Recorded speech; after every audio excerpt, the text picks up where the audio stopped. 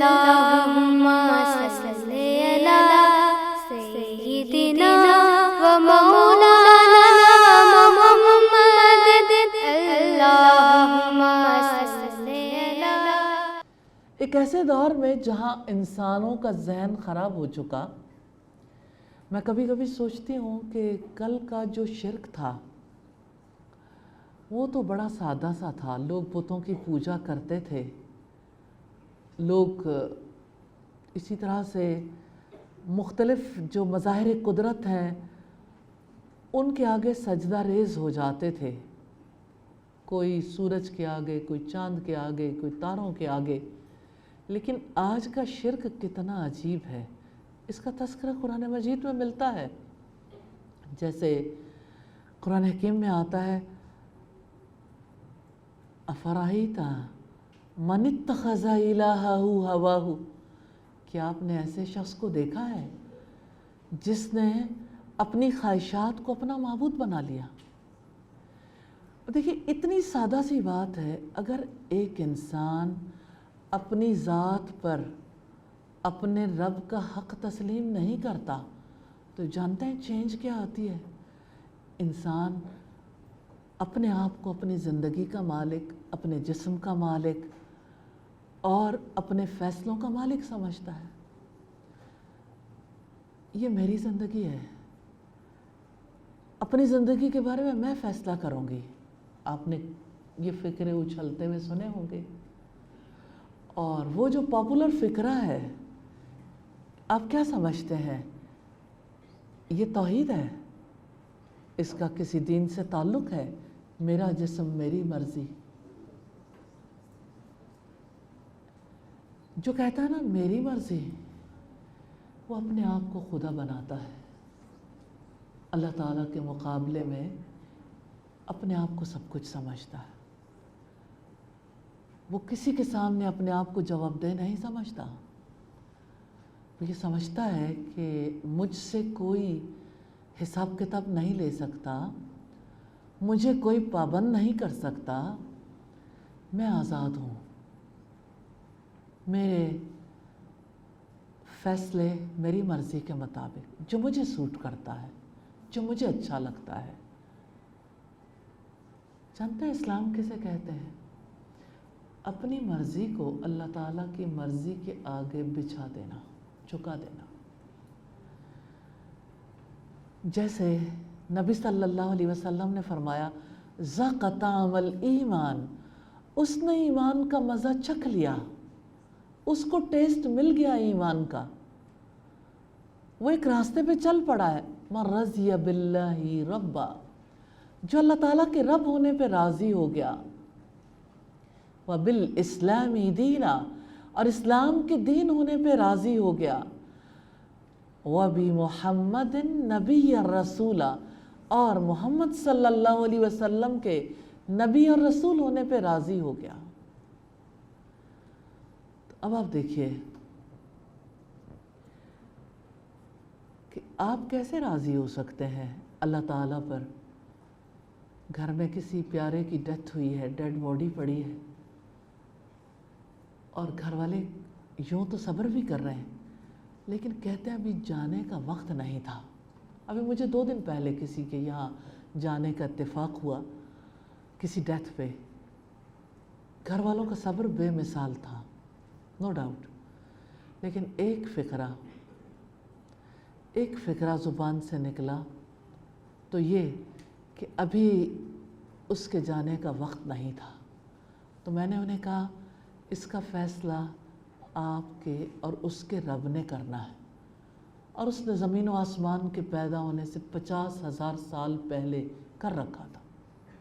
اس کو پتہ ہے کسی نے کب جانا ہے۔ ہمارا کام یہ فیصلہ کرنا نہیں ہے، ہمارا کام صبر کرنا ہے، ہمارا کام راضی ہونا ہے۔ تو جو اللہ کی رضا پہ راضی ہوتا ہے، کیا وہ نیکی نہیں کرتا؟ جو صبر کرتا ہے، کیا وہ نیکی نہیں کرتا؟ اب ہے ایک نیکی راضی ہونا، لیکن جس نے جتنی مشقت کے ساتھ خود کو راضی کیا ہے، ہو سکتا ہے اس کو 10 گنا یا 700 گنا اجر مل رہا ہو سکتا ہے 700 گنا سے بھی زیادہ اجر مل رہا. اسی طرح سے گناہ کا تصور، ارادہ اور گناہ کر لینا ایک گناہ کے برابر ہوتا ہے، لیکن کبھی ایسا بھی ہوتا ہے ایک گناہ جہنم میں لے جانے کے قابل بنا دیتا ہے انسان. آپ کو یاد نہیں وہ خاتون جس کا تذکرہ نبی صلی اللہ علیہ وسلم کے سامنے کیا گیا کہ وہ یوں تو بہت عبادت گزار ہے، لیکن ایک بلی کو اس نے پکڑ کر باندھ دیا تھا اور بلی مر گئی. تو آپ صلی اللہ علیہ وسلم نے فرمایا جہنم میں گئی، کہ اگر وہ بلی کو چھوڑ دیتی تو بلی اپنی غذا حاصل کر لیتی تو وہ رسپانسبل نہ ہوتی. اس نے بلی کی آزادی کو ختم کیا. تب سوچیں کتنے ہی جانور، کتنے پودے ہیں جن کے بارے میں لوگ اپنے آپ کو جواب دہ نہیں سمجھتے. اور مجھے یہ دیکھنا ہے کہ میں کتنا جواب دہ سمجھتی ہوں، اور آپ کو یہ دیکھنا ہے کہ آپ کتنا جواب دہ سمجھتے ہیں. اسی طرح سے جتنے انسانوں سے ہمارا تعلق ہے، والدین ہیں، والدین پر غصہ کرنا بچے اپنا حق سمجھتے ہیں. اور وہ جو بچپن میں پڑھا کرتے تھے تو عجیب لگتا تھا، لیکن آج تو ایسا لگتا ہے سوسائٹی اس کی عملی تصویر بن گئی. وہ جیسے ہمارے کسی شاعر نے کہا، ہم ایسی کل کتابوں کو قابل ضبطی سمجھتے ہیں جن کو پڑھ کے بچے اپنے باپ کو خبطی سمجھتے ہیں. آپ ذرا دیکھیے یوتھ کو کیا اپنے والدین کو عقل مند سمجھتے ہیں. ان کو لگتا ہے جو ہمیں پتہ ہے ہمارے والدین کیا جانے. ایسی سوچ کے ساتھ والدین کے ساتھ نیکی کہاں سے آئے گی؟ اب جو نیکی نہیں کر رہا اس کی بدی ہو رہی ہے. جس نے والدین کی خدمت کرنی تھی، جس نے والدین کی اطاعت کرنی تھی، جس نے ان کی کیئر کرنی تھی، جس نے ان سے محبت کرنی تھی، یہ سارا کچھ نہیں کیا. اب اس نے کچھ بھی نہیں کیا، خیال نہیں رکھا، اس نے غصہ کیا. تو کیا وہ ایک اکیلا غصہ رہے گا؟ جس حق میں کمی کیے ہے وہاں پکڑ ہے اللہ تعالیٰ کی. اب جس کو یہ پتا چلے کہ میرے سے دن رات یہی کام ہوتے ہیں، وہ کیوں نہیں اللہ تعالیٰ سے توبہ کرے گا؟ لیکن لوگ اپنے آپ کو گناہگار ہی نہیں سمجھتے. ایک خاتون نے مجھ سے کہا، میں کیوں استغفار کروں؟ میں نے کون سے گناہ کیے ہیں؟ یہ ہمیں کیوں کہا جاتا ہے ہم استغفار کریں؟ یہ بات کیوں کہتے ہیں کہ 100 مرتبہ استغفار کرنی چاہیے صبح کے وقت، یا اسی طرح سے نبی صلی اللہ علیہ وسلم ایک مجلس میں 70 بار یا 100 بار استغفار کرتے ہیں؟ کہتے ہیں توبہ تو وہ کرتا ہے جس نے گناہ کیا، ہم تو گناہ ہی نہیں کرتے. دیکھیں کبھی انسان ایسی سٹیج پر بھی پہنچ جاتا ہے کہ وہ اپنے آپ کو گناہگار ہی نہیں سمجھتا، پھر وہ اللہ تعالیٰ کی طرف کیسے لوٹ سکتا ہے؟ پھر وہ اپنے رب کے آگے فریاد کیسے کرے گا؟ آپ کیا سمجھتے ہیں کہ ایسا شخص دعا کرے گا؟ اسے دعا کی ضرورت ہی نہیں. اس کو اپنی ضروریات کے لیے کچھ طلب کرنے کی ضرورت نہیں. اسے اللہ تعالیٰ پر توکل کی ضرورت نہیں. اسے اللہ تعالیٰ کے لیے اپنے آپ کو خالص کرنے کی ضرورت نہیں. اسے اپنے رب سے محبت کی بھی ضرورت نہیں. اسے اپنے رب سے امید باندھنے کی بھی ضرورت نہیں. اسے صبر کرنے کی بھی ضرورت نہیں. شکر کرنے کی بھی ضرورت نہیں. اسے حلال و حرام کا خیال رکھنے کی بھی ضرورت نہیں، کیونکہ وہ اپنے آپ کو گناہگار نہیں سمجھتا. وہ سمجھتا ہے کہ جو مجھے اچھا لگتا ہے بس وہی حق ہے. یہ خواہش پرستی کا دین ہے، خود غرضی کا دین ہے، یہ خود رخی زندگی ہے، خدا رخی زندگی نہیں ہے. نیکی اور گناہ یہ ان لوگوں کا موضوع ہے جو اللہ تعالیٰ پر ایمان رکھتے ہیں، جو یہ سمجھتے ہیں کہ آخرت کا دن آئے گا، حساب کتاب ہوگا، ہمیں اپنی زندگی کے بارے میں حساب دینا ہے. تو جن کا بیلیف ہے وہ نیکیاں کرنا چاہتے ہیں، کیونکہ انہیں پتہ ہے نیکیوں کی وجہ سے جنت ملے گی، اور انہیں پتہ ہے گناہوں کی وجہ سے جہنم میں جا سکتے ہیں. اللہ کی آگ سے وہ پناہ مانگتے ہیں اور اللہ تعالیٰ کی جنت کا سوال کرتے ہیں ایسے لوگ. اور حدیث نمبر 3 ہے وعن ابی ہریرہ رضی اللہ عنہ ان رسول اللہ صلی اللہ علیہ وسلم قال.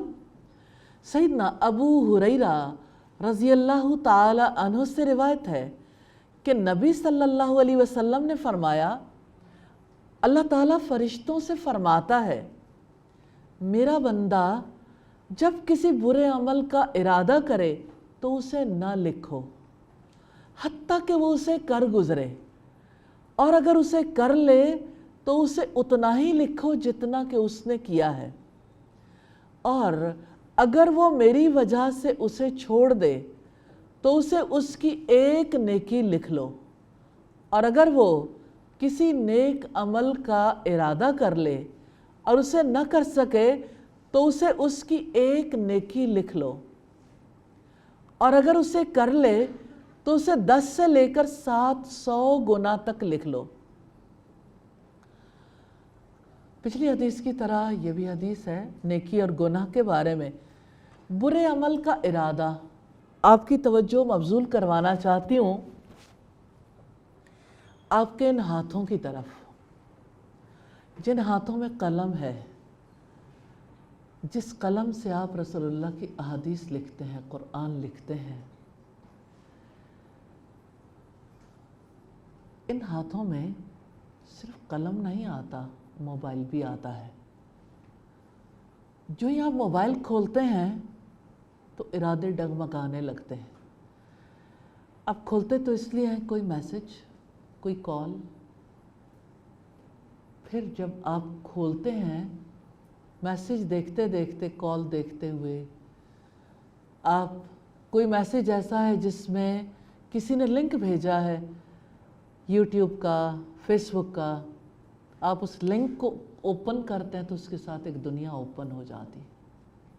آپ کا ارادہ نہیں ہے، لیکن آپ اپنے ہاتھوں سے کیسے ایک لنک کلک کرتے ہیں اور اس کے ساتھ ایک دنیا اوپن ہوتی ہے اور آپ دیکھتے چلے جاتے ہیں ایک کے بعد ایک، ایک کے بعد ایک. پہلے آہستہ آہستہ، چھوٹا، پھر بڑا، پھر اور.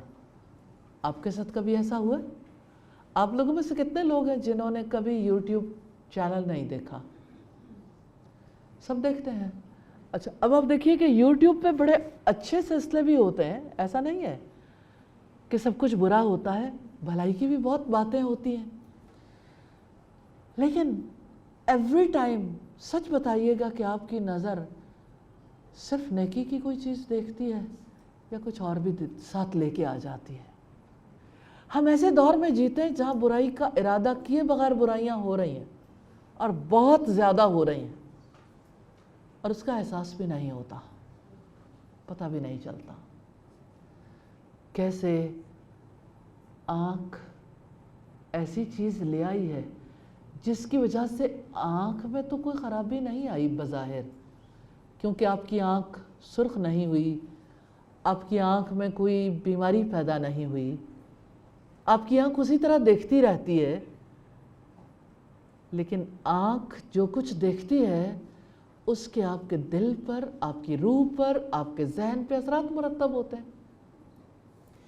اب جب آنکھ نے دیکھا، کیپچر کر لیا، کیا وہ چیز دوبارہ ذہن میں نہیں آتی ہے؟ اگر کچھ سنا ہے تو سنا ہوا گونجتا ہے، دیکھا ہے تو دیکھا ہوا مائنڈ میں پاپ اپ ہوتا ہے، بار بار خیال آتا ہے،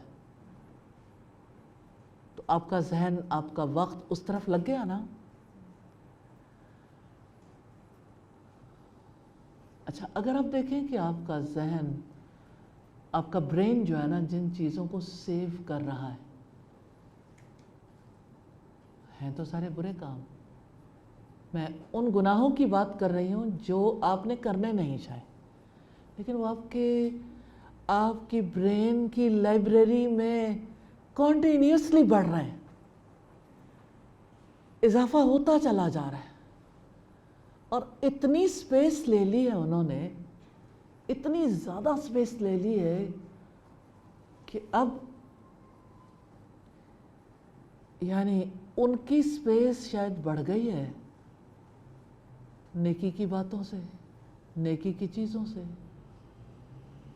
یا ہو سکتا ہے اتنی زیادہ نہ بڑھی ہو، برابر کی ہو، یا ہو سکتا ہے کم بھی ہو. لیکن آپ جانتے ہیں نا، وائرس ایک بھی کافی ہے.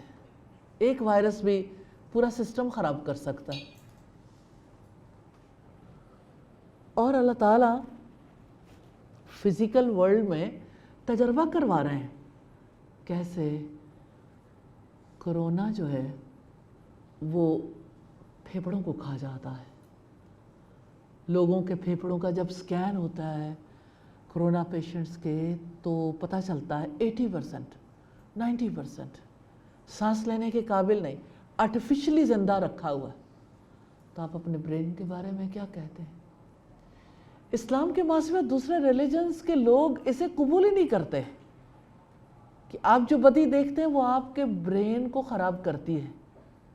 قبول نہیں کرتے. وہ کہتے ہیں برین میں کیا فرق پڑا ہے، آپ فزیکل ایگزامن کر لیں، برین تو ویسے ہی کام کرے گا، آنکھ بھی ویسے ہی کام کرے گی، برین نے کون سا کام کرنا چھوڑ دینا.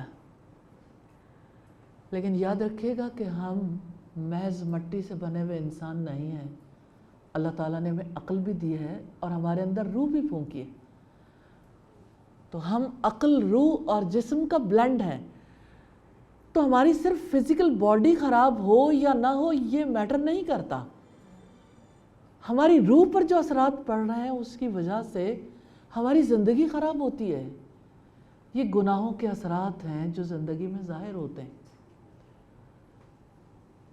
تو آپ اللہ تعالیٰ سے ضرور بات کیجئے. ریلی زندگی میں پہلا کام تو یہی ہے کہ آپ یہ دیکھیں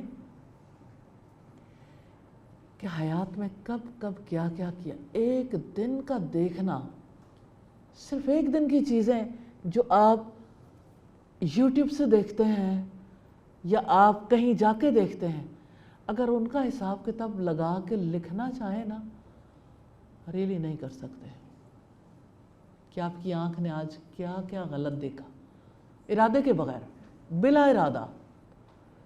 پھر آپ ارادے والی بات اگر دیکھیں تو کتنی زیادہ ہے. بلا ارادہ جو کام ہوتے ہیں کیا ان پر پکڑ ہوگی؟ کیا ان پر پکڑ ہے؟ دیکھیں آپ اپنے اندر سے دیکھیں گے تو آپ کو پتہ چلے گا کہ آپ کے دل کو یہ یقین ہے ان پر پکڑ نہیں ہے، کیونکہ ہم نے تو ارادہ ہی نہیں کیا. بھائی آپ نے ارادہ نہیں کیا، ہو گیا، کام ہی ہو گیا، بغیر ارادے کے ہی کر لیا، فعل واقع ہو چکا. جب وہ فعل وقوع پذیر ہو چکا تو کیا اس فعل کا حساب کتاب نہیں ہوگا؟ اس فعل کے بارے میں پوچھا نہیں جائے گا؟ پوچھا جائے گا، اس کی جانچ پڑتال ہوگی. اب اگر ان افعال کو دیکھنا چاہیں جو ہم دن رات ہمارے سے انجانے میں سرزد ہوتے رہتے ہیں، ریلی اگر آپ اس کو امیجن کر لیں، اللہ تعالیٰ اگر توفیق دے دے اپنے گناہوں کا خود حساب کتاب لگانے کے قابل ہو جائیں تو آپ کی چیخیں نکل جائیں. ہمارے اعمال نامے میں جتنی بڑی تعداد میں گناہ شامل ہوتے چلے جا رہے ہیں، یعنی ایک گھنٹے میں، ایک دن میں، ایک ہفتے میں، ایک مہینے میں. ایسے میں کتنی زیادہ ضرورت ہے نیکیاں کرنے کی، کیونکہ نیکیاں پھر ان گناہوں کے بدلے میں ان کو مٹانے کے لیے کام آئیں گی. اس لیے زیادہ نیکیاں کرنے کی ضرورت ہے. اور نیکی کا اجر یہ اللہ تعالیٰ کی رحمت ہے کہ اس نے اس کا اجر کثیر لکھا. حدیث نمبر 4 ہے، وفی روایتی لمسلم قال اللہ عز وجل. مسلم کی ایک روایت میں ہے کہ اللہ تعالیٰ ارشاد فرماتا ہے کہ جب میرا بندہ یہ ارادہ کرتا ہے کہ وہ نیکی کرے تو جب تک وہ اسے عملی جامہ نہ پہنائے میں اسے ایک نیکی لکھ لیتا ہوں، اور جب وہ اسے عملی جامہ پہنا دے تو میں اسے 10 نیکیاں لکھ لیتا ہوں۔ اس حدیث کے آخر میں یہ الفاظ بھی ہیں کہ اللہ تعالیٰ فرماتا ہے کہ میرے بندے نے میری وجہ سے گناہ کو چھوڑ دیا۔ سبحان اللہ، یعنی اللہ تعالیٰ اتنا زیادہ ویلیو کرتے ہیں گناہ کو چھوڑنے کو، الحمدللہ۔ اور میں حدیث نمبر 5 بھی آپ کے سامنے رکھنا چاہتی ہوں۔ سیدنا ابو الدرداء سے روایت ہے کہ نبی صلی اللہ علیہ وسلم نے فرمایا کہ جو شخص بستر پر سوتے وقت یہ نیت کر لے کہ وہ رات کو نماز تہجد پڑھے گا مگر صبح تک نیند کے غلبے کی وجہ سے بیدار نہ ہو سکا تو اس کی نیت کے مطابق ثواب لکھ دیا جائے گا، اور نیند اس کے رب کی طرف سے اس پر صدقہ ہوگی، یعنی یہ اللہ تعالیٰ کی طرف سے رحمت ہے۔ نسائی، ابن ماجہ، ابن حبان نے اس حدیث کو صحیح قرار دیا ہے۔ اس حدیث سے خاص بات پتہ چلتی ہے کہ نیکی کا ارادہ کرنا کتنا ویلیویبل کام ہے۔ انسان ارادے کرنے میں سست ہو جاتا ہے،